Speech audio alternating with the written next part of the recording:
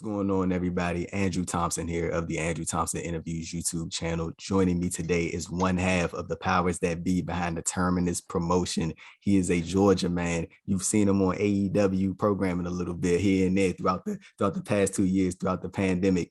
He is Baron Black. Baron, what's going on, man? How you feeling? Let me spice that up a little bit for you. The man from Zone 6, ATL. There you go. The emperor of AEW Dark and AEW Dark Elevation. There you go. The man that will do everything in his power to wrestle away the ROH World Championship away from Bandido on January 16th. None other than yours truly, the most hated, Baron Black. There you go. There you go. Hell of an intro, man. You make you feel like I gotta start over. But that was a great intro right there, man. I'm glad to have you on the channel, man. Like before we get into like the nitty gritty of the wrestling stuff, like there's been a lot that's been going on in your career over the past 2 years. A lot of highs, a lot of ups. Tell me how crazy had this journey been for you, and how quickly have things changed just like that.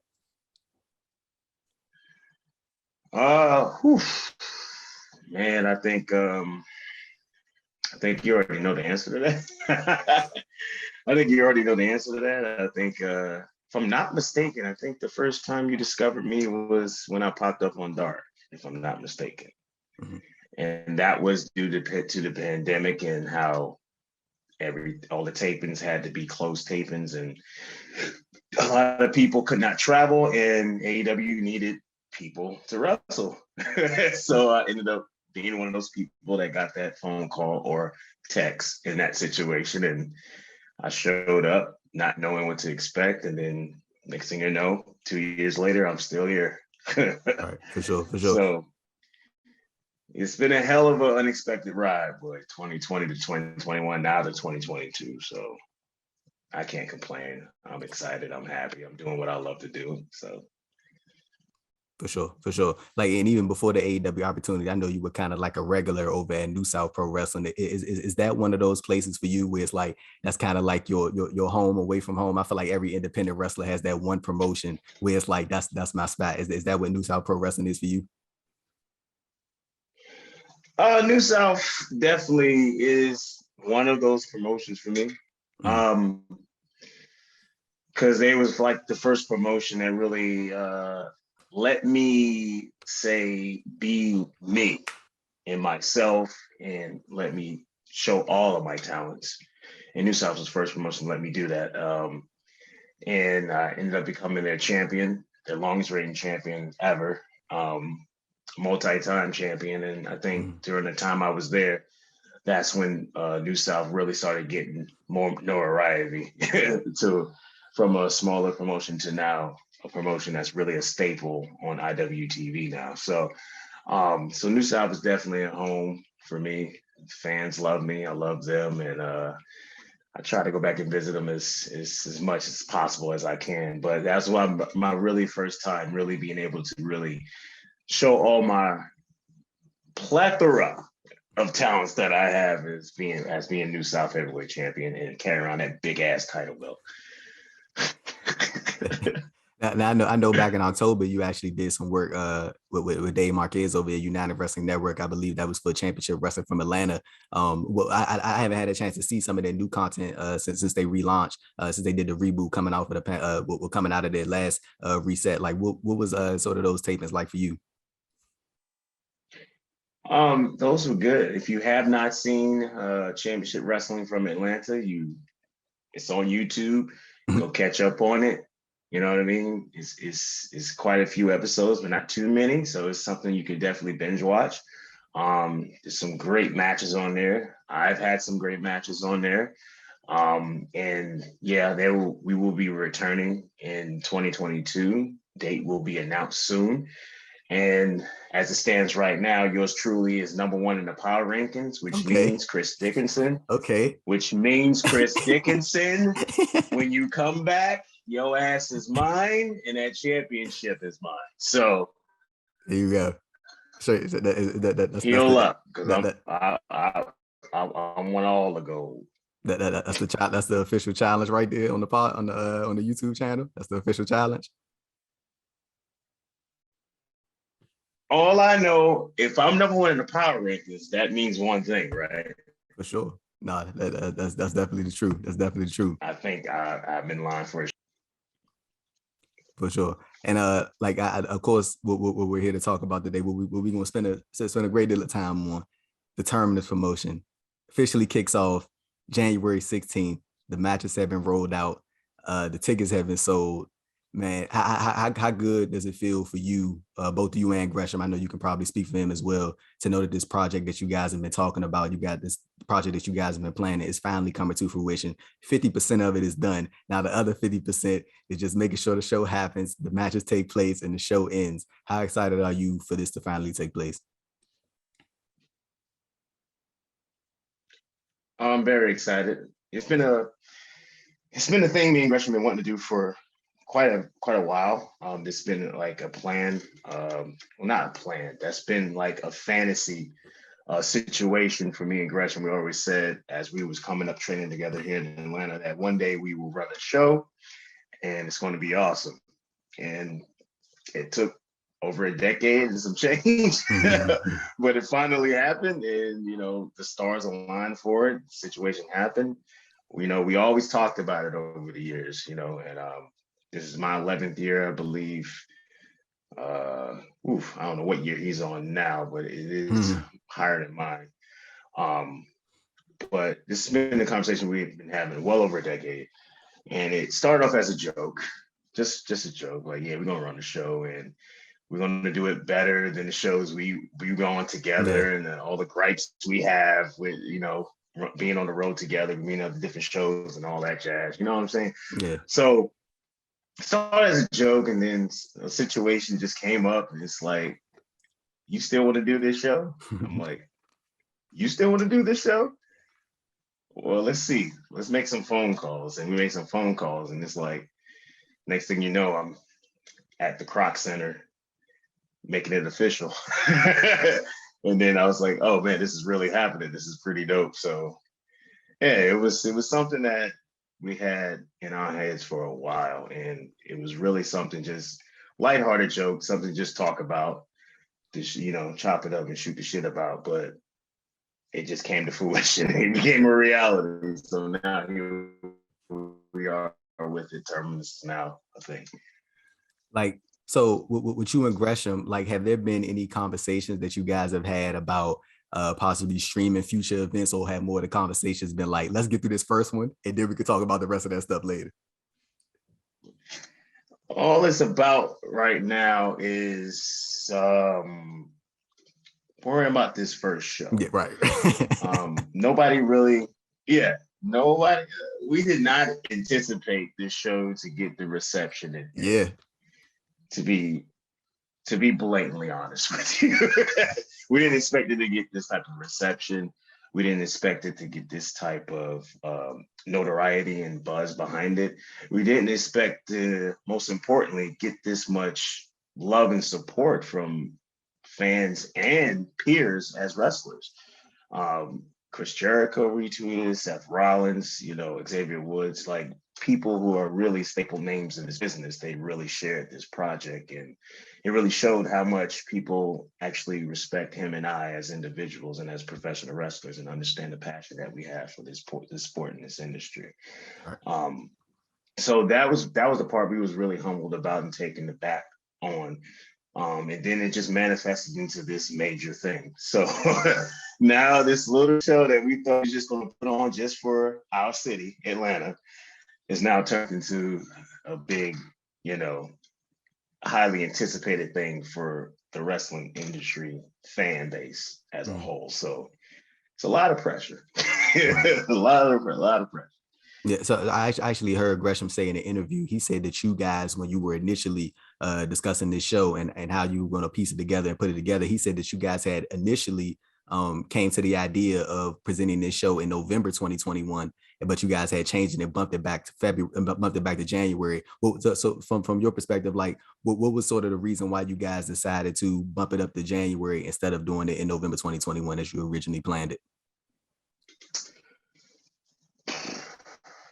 Quite a few reasons. In November,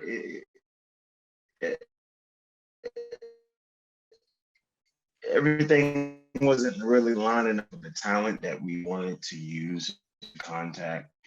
All these appearance for New Japan Strong, which was running the same weekend, and I also had to do work with AEW, which was Full Gear weekend. So it wouldn't have worked very well with both of us trying to do our own perspective things that we do, and then try to come back and do a show, and then go right back on the road again. It was not going to work, so we decided to push it out of November, push it to January, and it seems to have worked out very well that we did that. Yeah.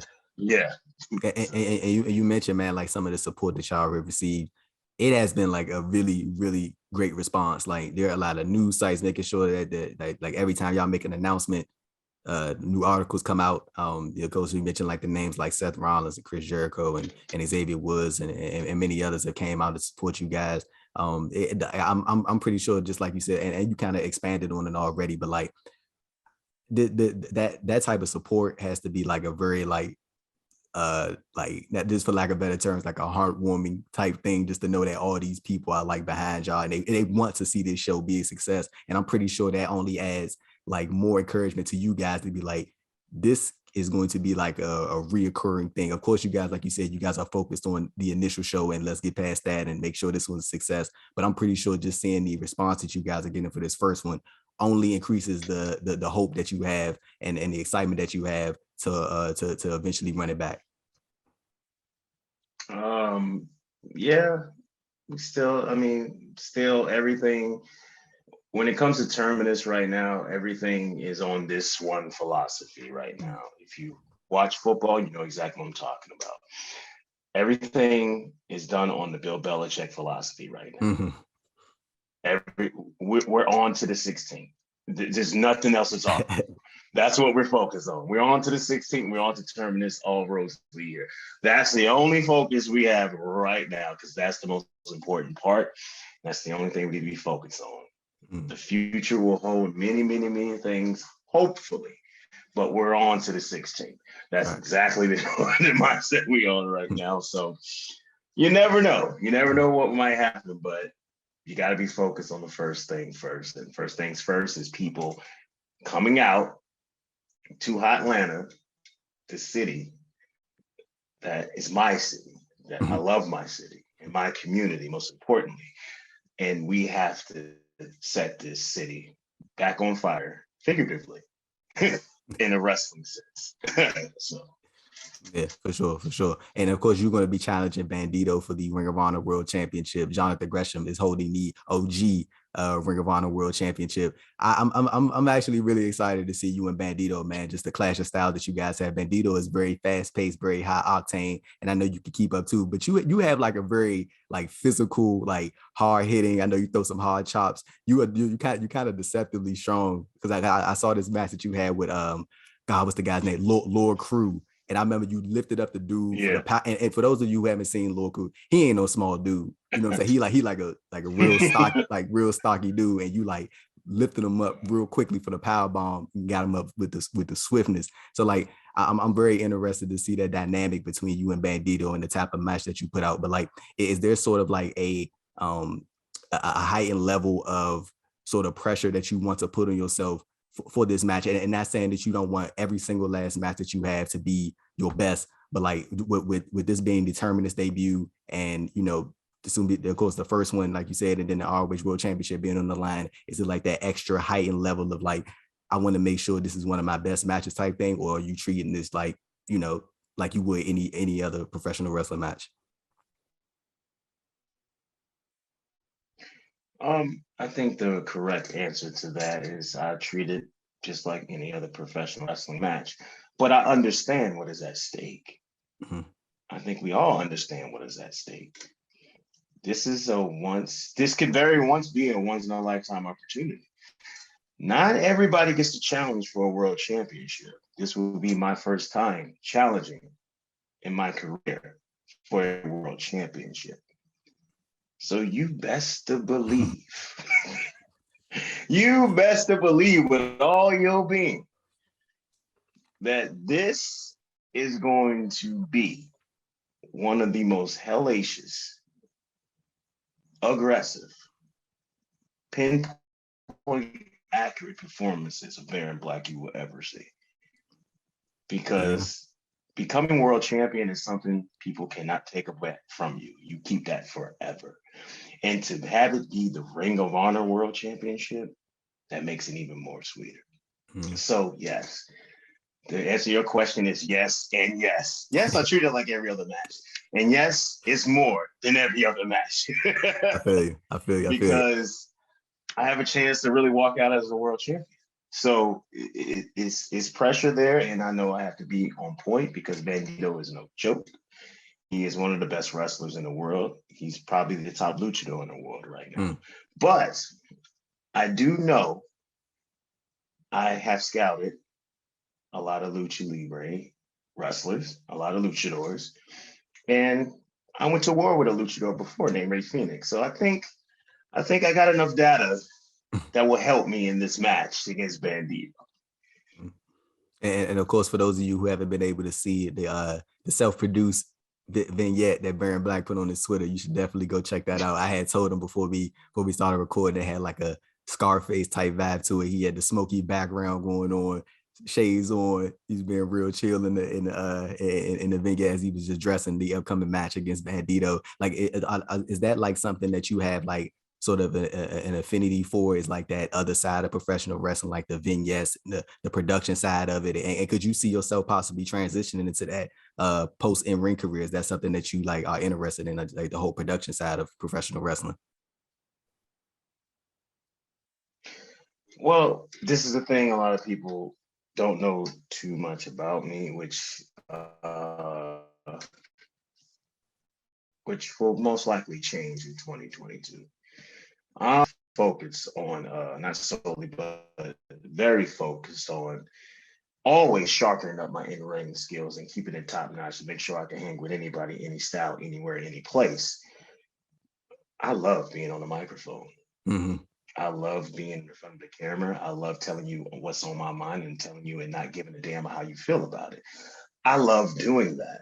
It's just that a lot of people have not been able to see me do that very often. So, so you will see more of that. So that way people can fully understand what I mean when I self-proclaim myself the emperor. And more people will understand why the theme song "Goat Josiah Williams" titled my name and my theme, "The Most Hated." You will all figure that out. It will all come together because I'm going to be talking a lot more than you've seen me in the last 2 years. Okay. He putting y'all on notice, man. Putting y'all on notice. But of course, you are also a member of the Nightmare family. I think I've seen a couple pictures of you actually at the school. Like, it appeared that you were like helping out some of the trainees there. Like, if you could remember anyone off the top of your head right now that's currently in the Nightmare Factory who you think is just prime for a breakout run once they completed training, who are some of the names that sort of come to mind? Oh, I think one of them is already did it so quickly. Kid Bandit. Yeah. It's definitely one of them. Kid Bandit finished out camp and then he hit the ground running, boy, and he hasn't stopped yet. So he's basically almost ended up everywhere now. So it's like, hey, he's doing his damn thing. Pretty sure I'll run into him eventually at a show somewhere. Kid Bandit is definitely one of them. Another one is Carl Bravo, who you've probably seen on Dark before. JDX also came through Nightmare Factory. He's doing pretty well. Obviously, you see one that's on television that comes from another country, the boxer Anthony Ogogo. So he's another Nightmare Factory product. So there's quite a few. Like, you know, you had Lee Johnson, you had Alan Angels, you had Sean Dean, had Anna J, Preston Vance, 10 of the Dark Order. So pumping out some real stars here. So yeah, there's a lot of people to be on the lookout for. A girl that a young lady that's been have wrestled a couple of times on Dark as well, and Angelica Riss. She has been on Dark a couple of times as well. I think she's going to be probably have a breakout year this year as well. So there's quite a few. I know I'm forgetting somebody, and when they see this, they'll be like, "Damn, you didn't say me." You know what I mean? Like, I know I'm gonna get that text message. I was like, "Guys, I'm missing some people because we have a lot of talented people, quite a few talented people." So, but you'll see. Nightmare Factory and upcoming talent should be synonymous in 2022 in the same sentence. And sort of to follow up on that, I did want to ask you. I don't know how much you got the chance to see him, but like, what, like, how from what you can tell, how is the former Dallas Mavericks basketball player? His name is slipping my mind right now. He's a real tall dude. I think he's like 7'1". Like, and I know QT has said that Cody is helping him with promos, and QT is sort of helping him with the wrestling stuff, and Cody's like really trying to sharpen them up on the microphone. Like, I don't know how many times that you've gotten to interact with him, but from what you can see, like, have you sort of seen like the improvement, and because I'm pretty sure a lot of people, like, whenever his name gets brought up, a lot of people kind of wonder like, oh, I wonder how he's going to be in AEW. What sort of your take on him and how he's progressed since he, since they announced that he was joining the Nightmare Factory and AEW?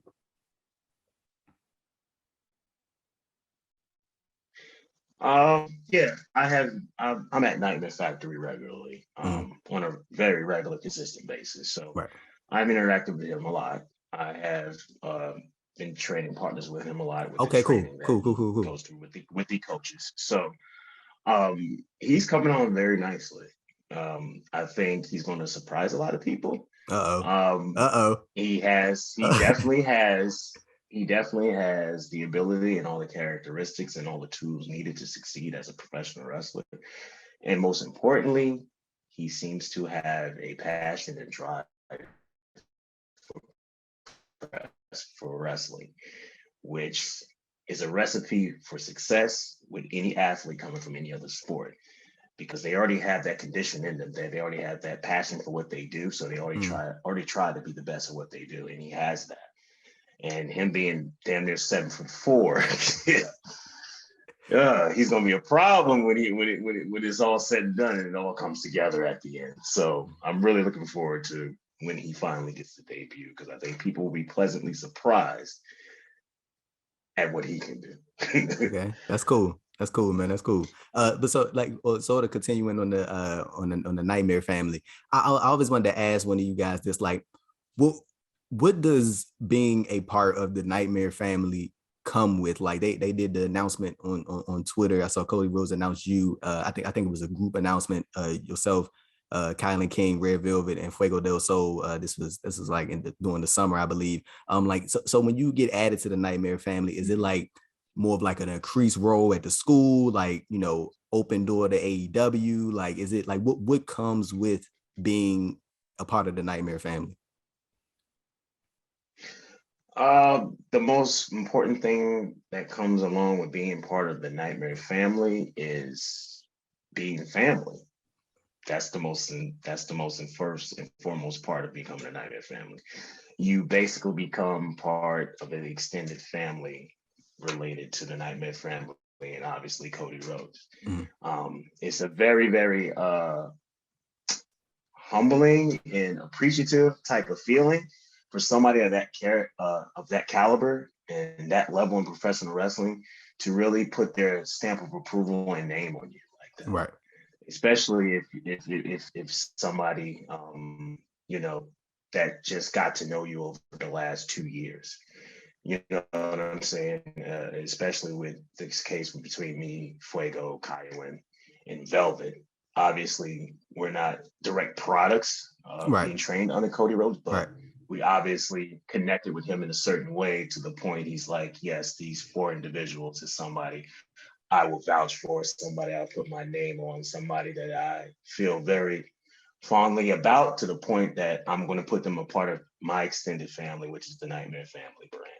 So I was just taken back by that. Like, I didn't like, he has no what's the word? He has no Damn, I'm getting tongue tied here just thinking about it. Like no, what you about to say, like Reason or something like that? Reason, No, Disney. it's not. He has his reasons. That's why Okay, we're there. You know what right, I'm saying? right, That's why we're under it. But it's not. It's not mandatory for him to do anything like that. right, That's right, all right, about right. his personal feelings toward the individuals at hand. So I really take that very highly. Like for somebody of his level to like, hey, this is a guy that I put my name on. This is one of my guys. You know what I'm saying? So that really hits right here a lot. You know what I'm saying? Because it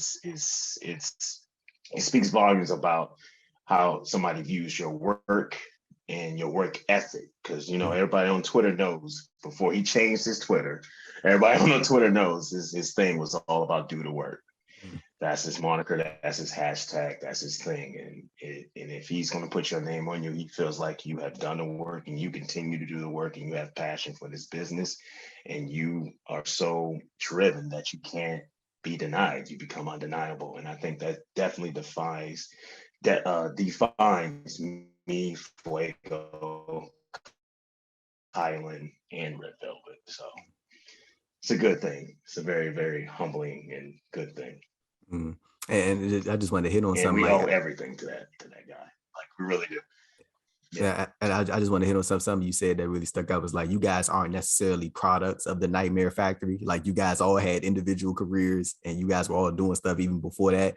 And like it kind of reminds me of like when talents in AEW consider themselves homegrown AEW talents, even though they were wrestling like 5 or 6 years before that. It's more so of a mindset of like they feel like that's where they developed or they feel like that's where they went to the next level per se. And I'm sort of connecting the dots between that. I'm pretty sure that's how you guys feel more so like you guys feel like you have improved greatly from who you were in ring wise or just the overall scope of you as a professional wrestler since you joined the Nightmare family. Is that kind of on point? Yeah, that's pretty on point. It's just the fact that to have anybody of any veteran status like that to just basically open their arms and say, hey, I see the work you're doing. I'm going to try to help you as much as I possibly can in my realm. You know what I mean? And by the way, here's my Nightmare Family brand that you can also tag along with you. It's like that's a very humbling thing, and I know he gets a lot of flack online for a lot of things, Yeah. but one thing this man does because I seen this and I wasn't gonna say anything on it because I think QT Marshall and Fuego del Sol corrected it immediately when they saw it. And I feel like I didn't need to say anything, but I'm gonna say it just to echo them. This is one of the most giving individuals I ever met in wrestling. Oh, I know Being what you're Cody talking about. I know what you're talking about. Yeah, yeah. Rhodes. I know what you're talking about. So for anybody to try to insinuate that he's selfish, he's not approachable, all that bullshit garbage. They don't know what the hell they're talking about. They don't know what they're talking about. Just to the extent that he helped me, the extent he helped Kylan King, to the extent he helped Fuego del Sol, to the extent he helped Red Velvet, and everybody else that was in the Nightmare family, from Aaron Solo to Lee Johnson and so on and so forth, Brock Anderson. Just the way he goes out of his way to try to help everybody else succeed, there is not any type of selfish bone in that man's body. And that is something I never experienced with anybody of a veteran status of his level at any other company I've ever worked with or any other veteran I ever met. Like he really goes out the way to help people that he deemed definitely are worthy and deserving of it. Mm. So Yeah, and even transit. So the transition to that, I saw that you were present at Ring of Honor Final Battle for the main event, Jonathan Gresham versus Jay Lethal for the Ring of Honor World Championship. You were ringside alongside the current Impact Digital Media Champion, Jordan Grace, Jonathan Gresham's significant other.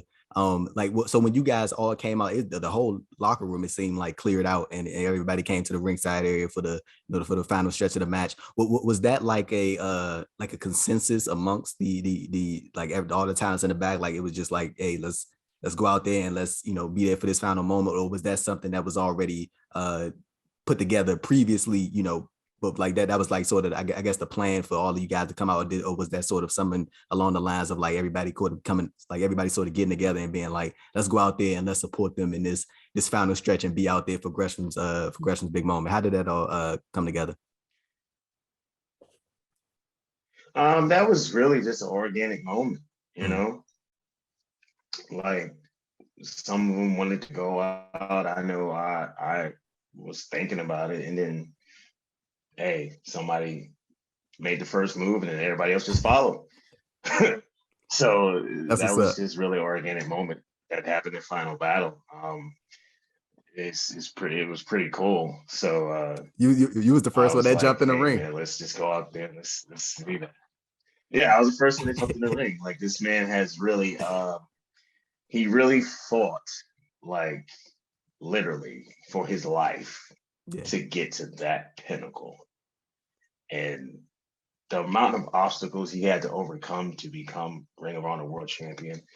Maybe one day in the book, he'll put it out there. You know, that's for his story to tell. But he overcame a lot of obstacles, a lot of roadblocks to get to that point of becoming Ring of Honor World Champion. So I was over ecstatic for my friend, a little bit too over ecstatic to the point I came in and rushed him. He fell. He fell to the ground, you know what I mean? He was all breathing all heavy from having that crazy match with Jay Lethal. So yeah, we was definitely happy, man. And I know that was a goal that he always wanted to achieve, even early on in our training careers when we was coming up training in Atlanta. So to see that actually happen and to see it unfold over the few years and somebody finally hits something of that significance, that big time goal they've been trying to get, it was just like, it was heartwarming. It was a very heartwarming situation. It really was. I Yeah. don't think y'all ever see me smile that much ever. I don't think y'all ever see me smile that much. Mm. So That I'm about to say, I'm pretty sure that was just a cool moment for you overall, because you, like you said, you've seen the journey that Gresham has had since the start to be real. And I remember I even heard Gresham say that he really doesn't think initially, I'm talking about initially when he was in Ring of Honor, he doesn't think that they viewed him like that ROH World Champion. Like they looked at him as like he's a great wrestler, you know, a TV title type guy, like. But he said just over time, you know, things started changing, and he just kept going at it, and here we are now. Unfortunately, it had to come at, you know, when Ring of Honor is going on a hiatus and they planning to come back in April. But the 2022 that he has lined up already, and the amount of matches that he has lined up, and you got people thinking that, even me, he had me a little bit had me thinking that it was gonna be him and Shibata at Wrestle Kingdom, because he kept tweeting his name out and stuff like that. So I think that was a smart promotional move on Gresham's part. But Baron, this is something I really always wanted to ask you. Like I wanted to reach out to you on social media, but I'm glad that I got you now, so I can just ask you during this interview. Like back in 2012, I know you had a match again for Beyond Wrestling against Zenshi, and look. So look, really, we gonna bring this up in this interview? No, look. So we gonna bring this up in this interview? Look. So I heard Zenshi speak about this actually, and he you know, before we get into the story, Zenshi is doing very well right now. Ben Zenshi is doing the MLW stuff. He's getting booked. Zenshi is doing just fine. But for those of you who don't know the story, Baron Black was going one-on-one with Zenshi, and it was for Beyond Wrestling in 2012. And Zenshi went up to the top rope. He tried to do a double moonsault, and he said he under rotated.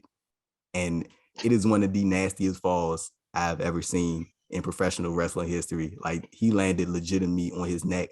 And Baron, honestly, I think you handled the situation really well, because I'm pretty sure that's like one of those things where like your fight or flight kicks in immediately, and it's like you got to think quick, like, or what to do. And I think you did the right thing. You just went. I think you went over there and pinned him immediately. But like as that situation was unfolding, like what was sort of going through your mind? Because I'm pretty sure that's a very, very serious situation to where you got to think quick, and you got to be like, I'm trying to make sure this dude okay. At the same time, it's like I need to make sure this thing is over so we can go ahead and get him out of here. Yeah, it's I was not expecting you to bring that up. Every time I try to get away from it, boy, it keeps coming back. Like every 4 months, somebody that clip go viral again. Oh, viral again, viral again. It still goes around. Yeah, it still goes around. But I just randomly pop up and everybody will see it for the first time again. It's wild. But yeah, just real quick on it, like a lot of people, as we were in the match, as that turnbuckle toward the floor. So I never actually seen how he landed. Okay. All I did was roll back in and he was already down. But considering that he wasn't moving, I figured that he knocked the wind out of himself or something, but I don't know. So I just went ahead and pinned him. And then he told me what happened while I was pinning him. So I was like, oh, okay. So I guess this is the end of this match. And then it wasn't until I actually seen the video back later that I was like, oh, that looked pretty. Yes. Pretty ruthless. That pretty ruthless. So even just Tosh.0 and seeing all that and everybody not knowing what I actually saw is just, right. We could go back and laugh at it now because he's perfectly fine and healthy. But people was just dogging me out. You know what I mean? The memes were just coming left and right, and this man said he's going to get this win by any means necessary. It was all types of stuff. So I was like, this is crazy, but yeah, that's pretty much what happened in that situation. They say you try to sneak. They say you try to sneak and win. Yeah. You all the jokes you could think of, I've read them all and seen them all. It's hilarious, but. Look, why are you dying like this?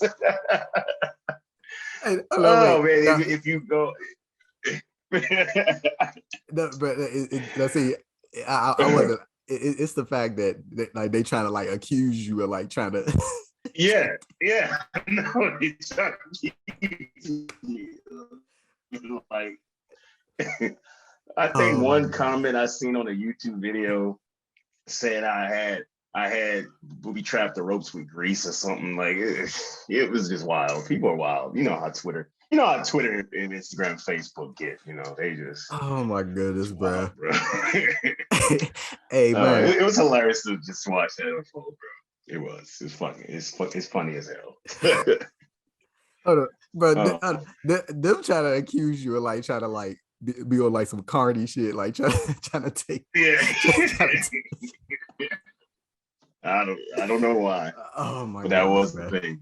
For some damn reason. I don't know why. Hey, but so in all seriousness though, like so I had actually wanted to ask like a sort of like a follow-up, because I mean, and you just like clarify something that you didn't know what actually happened to him until you watched the video later on. But I was planning on asking you, I was like, what was going through your mind? Because I mean, now I'm just figuring out that you didn't know what happened to him, but I was just thinking, I can only imagine what Baron could have been thinking about when he kicked out the first time. I would have been like, bruh, like, come on now. Like, yeah, but that's the thing. Like, that's why everybody like gets on the video. It's like he kicked out, and keep in mind, I still don't know how he fell at that point. Right. So everybody else seen how he fell. It's like, wow, he really kicked out. Like, yeah, it's a story I have to always tell, because that's the first thing people ask me when I meet them for the first time.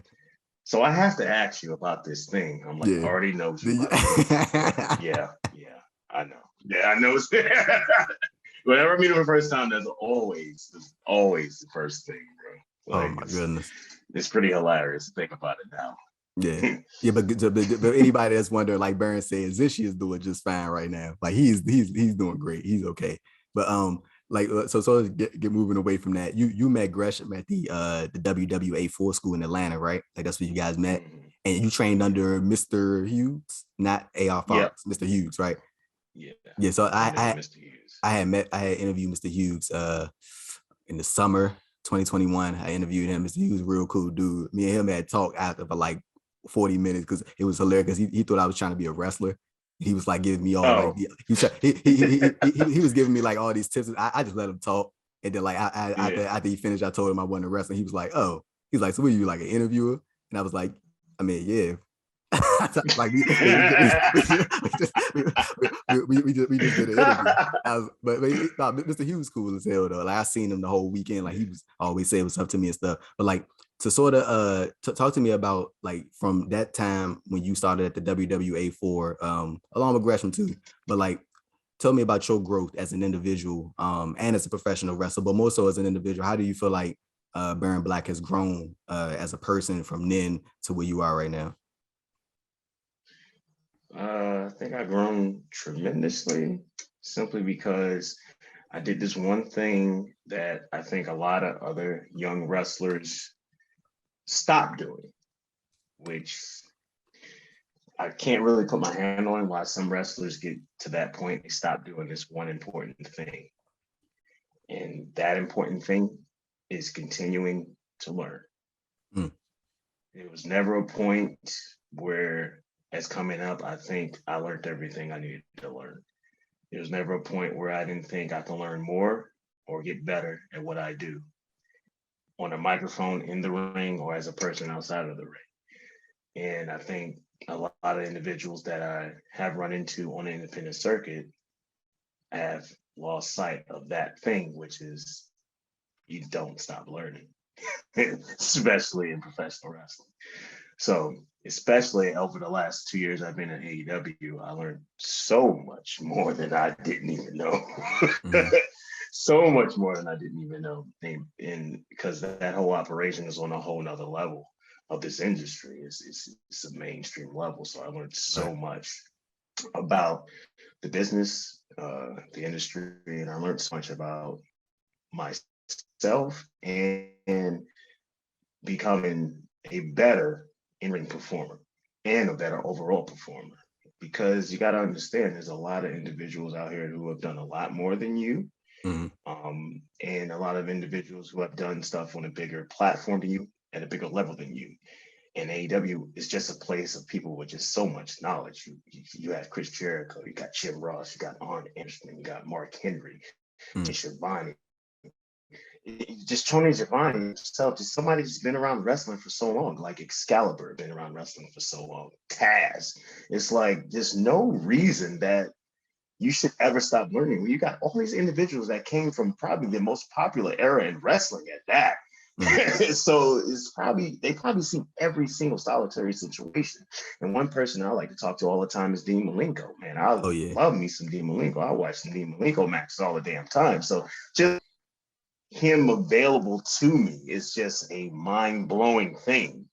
You know what I'm saying? Other coaches like Billy Gunn, who have done it at a major level as well. It's like you got all these people with all these knowledge. And of course, Cody Rhodes, obviously, my Nightmare Family father. All these people, Dustin Rhodes, I could Jake the fucking Snake Roberts. That's somebody like, I would love to interview, man. I can pick Jake the Snake. I have access to Jake the Snake Roberts in his intelligence, his knowledge, and his brain power of the business. So as a wrestler, that's just a resource that working with AEW that you have available to you that you can never take for granted. Like, I'm so appreciative to be able to get all this stuff from all these talented individuals who have actually succeeded in what they wanted to do. So it's just mind-blowing. So the main thing, never stop learning. Mm-hmm. You know what I mean? Never stop learning. You can always get better. Mm-hmm. Okay, real quick, you mentioned Dean Malenko. I've heard this from quite a few people in interviews. Is he sarcastic as people say he is? Bro, Dean Malenko needs his own stand-up comedy special. That man was surprisingly the most hilarious dude I have ever ran into in wrestling. I mean, he got me so many good times with some some jokes that really burned me pretty bad. He got me a couple of times. I'm like, yo, this man, he's very witty with it. Yeah. And you wouldn't expect it because we all know the Iceman, Dean Malenko from WCW. And he's really effing funny, bro. That's cool. He's a very funny individual to be around. That's He cool. really is. So he's very sarcastic, but he does it in a joking way, and it's funny as hell, man. It takes everybody who meets him for the first time, that comes into AEW for the first time, they're really taken back. They're like, what? Like, did he just say that? I'm like, yeah, that's what he does. Like, that's Dean right there. That's what he does. That's what's up, man. So yeah, that's it's what's up. very funny. Yeah, because I hear from so many wrestlers, man, doing these interviews. They like the ones who have the chance to know Dean for a long time. They always talk about like how sarcastic he is. Like he always talking trash, like in a funny way. He ain't being serious, but but they basically say that they can tell that he gets like a kick out of messing with people. Like he like thoroughly enjoys it. Yeah. So like it's hilarious to like hear those stories and even hear it from you. But like sort of moving away from wrestling for a little bit. I had to do a little bit of research, man. And I had found out. Oh, I know where we're going now. I know where we're going now. No, you don't. No, I know where we're going to go into now. I know. Go ahead. I know where we're going. So I did a little bit of research, and I found the Baron Black YouTube channel, and I saw that. And I saw that you had some Call of Duty Black Ops 1 gameplay video up there, and Madden 17 gameplay up there. Hold on. Can we just come to the agreement right now that Black Ops 1 and Madden 17 are the best games of those franchises? Anything else is unacceptable. Anything else is unacceptable. Well, judging from that Madden 17 video I did, I will not agree to that shit at all. I'm not going to agree to that. I'm not. But Black Ops 1 was my jam, dog. Even though I really love Black Ops 2 the most out of all of Black Ops, Black Ops 1 was such a significant. The thing is, I would put Black Ops 1 probably as the second best Call of Duty ever. And I put Call of Duty 4 third. Like I put Black Ops 2 1, Black Ops 1 second, and then Call of Duty 4 Modern Warfare third. A lot of people put the first Modern Warfare first, but I put Black Ops 2 there. But Black Ops 1 was definitely my jam, bro. That was my game. Like, I love it. So, yeah, you have a supporter. I will always be a Black Ops guy over a Modern Warfare guy. Every day of the week. There we go. Smart man. Every day of the week. Smart man. But did you play Madden competitively? Yeah, you probably seen that too since you've been on my page, just doing your research, snooping around and stuff. But you probably seen I did hosting tournaments here in Atlanta. That's cool, man. We had a company here called ATL Gamer Society. I heard of that. And I've heard of that. Yeah, I've heard of that. That's cool. Yeah. And we was running probably the biggest Madden tournaments in the country at one point, and I was the host. So I would train all week, and if I didn't have a booking, I would host the tournaments because that's what the owner actually seen one of my promos and then seen I played Madden, and he had messaged me on Facebook. He's like, "Yo, you want to come and like be the host of these Madden tournaments?" I was like, "Oh yeah, sure, no problem." And we became really close, and then as I started hosting the live streams and stuff on Twitch. I was like the color commentator and the host because play-by-play is a whole nother animal for competitive sports. So I let the other guys handle the play-by-play, but I add the color to it, and I would host the events and we would record them. And then the events got really big. We was one of the most premier Madden tournaments in the country, and and it was fun as hell. I love Madden. Like I'm a very big hardcore gamer. A lot of my wrestling fans don't know that, but a lot of my fans in general know that, like, because they knew me as the gamer first before the wrestler. But a lot of my wrestling fans don't know I'm like a real rabid, hardcore gamer. Like I play Madden religiously. I slacked off this year a little bit because just the bullshit that goes on Madden 22 is just so overly ridiculous.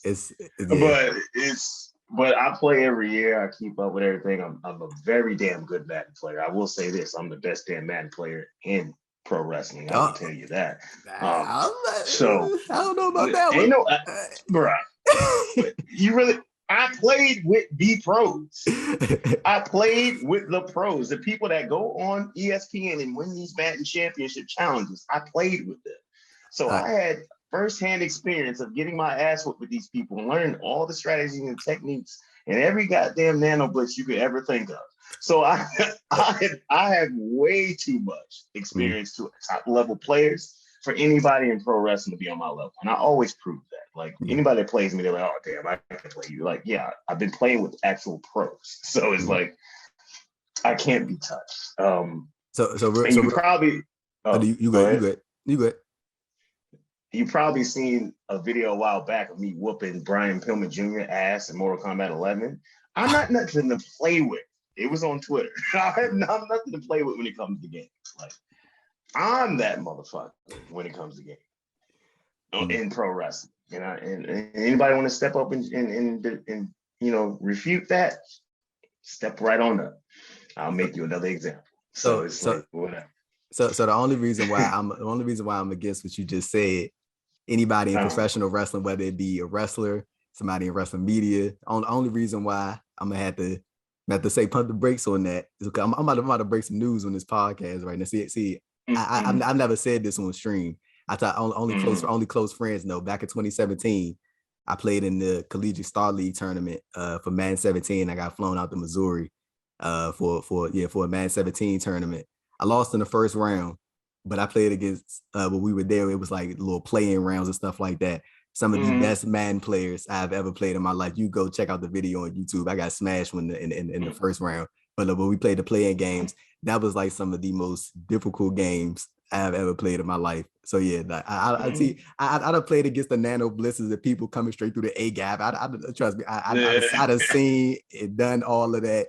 That's why I used to like Madden 17 so much, because I mean it was easy to manipulate like the AI and stuff. Like it was Madden 17 was just fun. You like that cheating shit there. Yeah, I know exactly what you're talking about. Yeah, but y'all don't.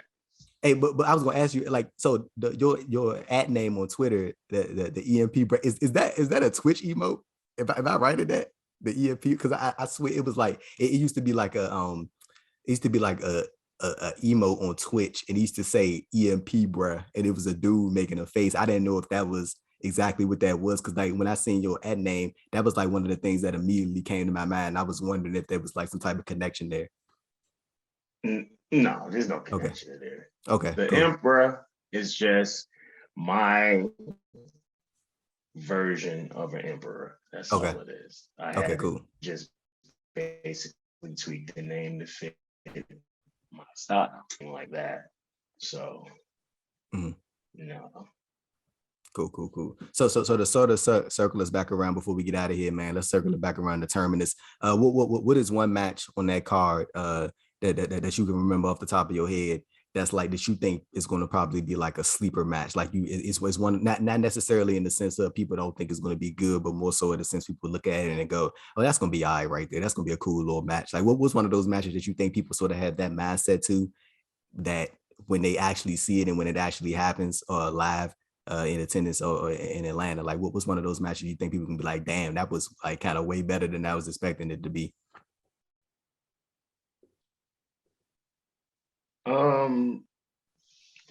Would you rather just go down the whole match card? Let's do it. Would you rather do that? Let's do it. Yeah, pull up the match cards. You go down the match card, unless you already know the match card by heart. Do you know the match card by heart? Let's. I know a couple of the matches. I know we got. I believe Kiera Hogan is in action. Terminus mod. Here we go. Let's get it. Here we go. We got Liza Hall versus Janai Kai. So that's the first match. Then we got the Impact Digital Media Championship, Jordan Grace versus Kiera Hogan. Then we got the Terminal Eliminator 4-way match. We got Invictus Nash versus JDX versus Daniel Garcia versus Adam Priest. Singles match, ROH World Championship, Bandido versus the man himself, Baron Black. Then we got a tag team match, Fred Yehi and Tracy Williams versus Dante Caballero and Joe Keys. Then we got Moose versus Alex Coughlin. Then we got Jay Lethal versus Lee Moriarty. And of course, we got Ring of Honor World Championship Pure Rules match, Jonathan Gresham versus the former Impact World Champion, Josh Alexander. So what do you think?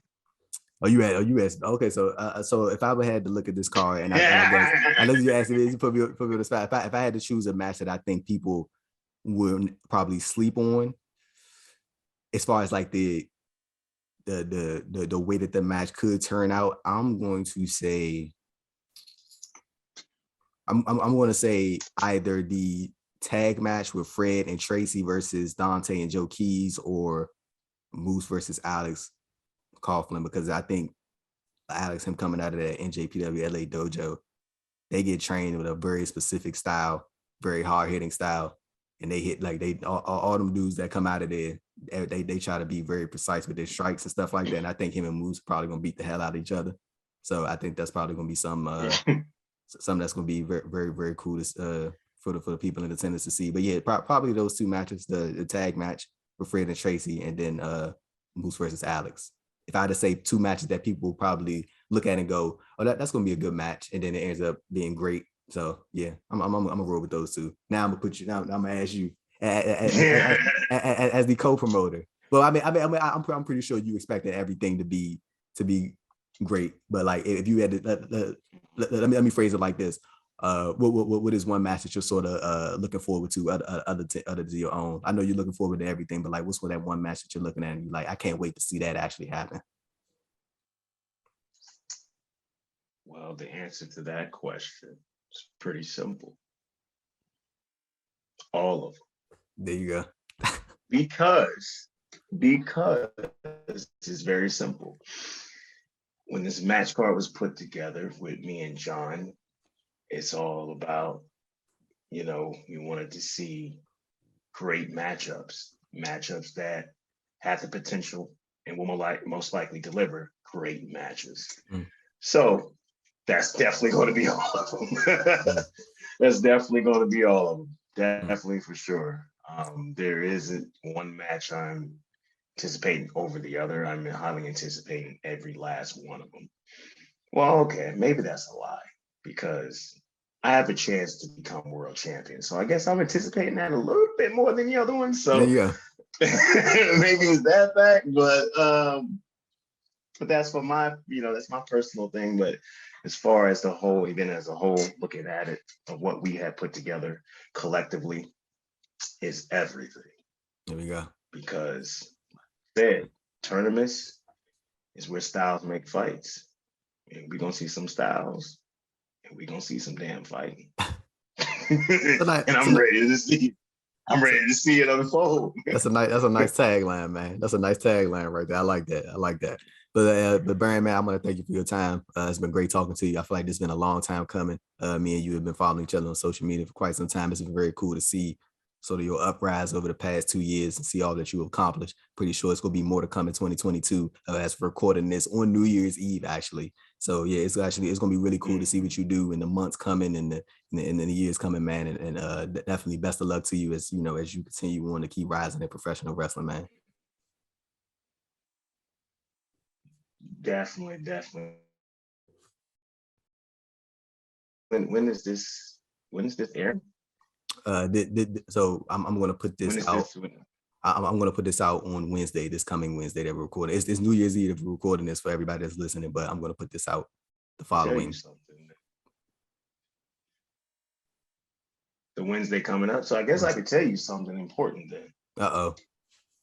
Are you coming to Terminus? I am not. I should have planned it. I really want to, but I will do know some folks that are attending Terminus, so we will be covering it. We will be covering it with the results. I'm glad you're covering it, but there's going to be a major announcement on Terminus, and it should be by Monday, I believe. So the announcements are not done. The announcements are not done. Even though the whole card is out, there's a lot.